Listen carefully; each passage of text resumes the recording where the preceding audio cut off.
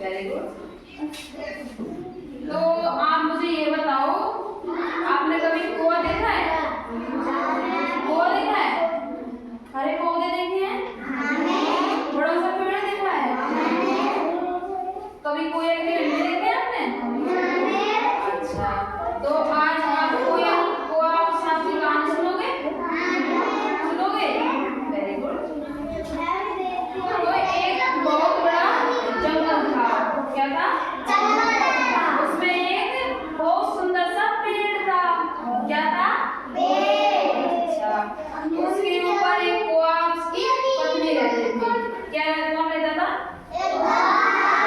उसकी पत्नी रहती थी। Very good. तो उस पेड़ के ऊपर उस कुआं उसकी पत्नी के अंडे रखे हुए थे। क्या रखे हुए थे? तो उस पेड़ के नीचे एक बहुत बड़ा सांप रहता था। क्या रहता था?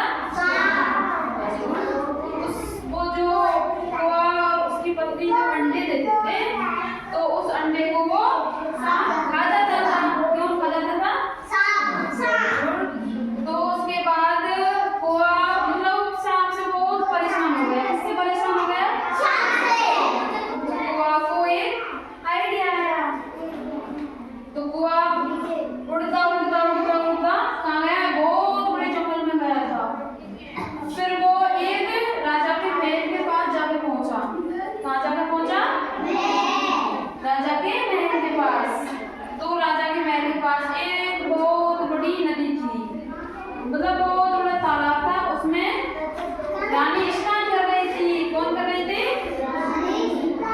रानी स्नान कर रही थी। उसमें रानी ने अपने जेवर को उठा के पेड़ के पास रख दिया।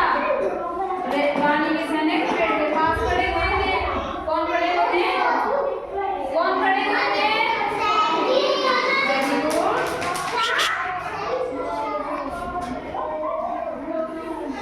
सैनिक खड़े हुए थे। उसके बाद में कुआं को उनको देखकर कुआं को एक आइडिया आया। कुआं ने सोचा मुझे सांप बहुत परेशान करता है, तो आज मैं सांप को मेरे पेड़ के पास से भगाऊंगा। ठीक है?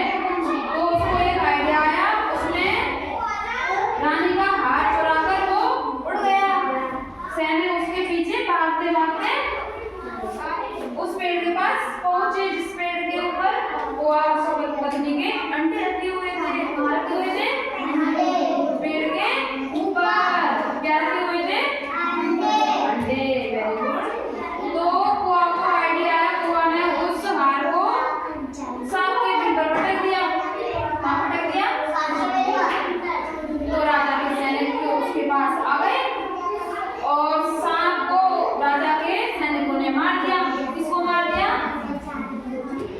सांप को मार दिया। तो हार को लेके वो सैनिक चले गए। कौन लेके चले गए?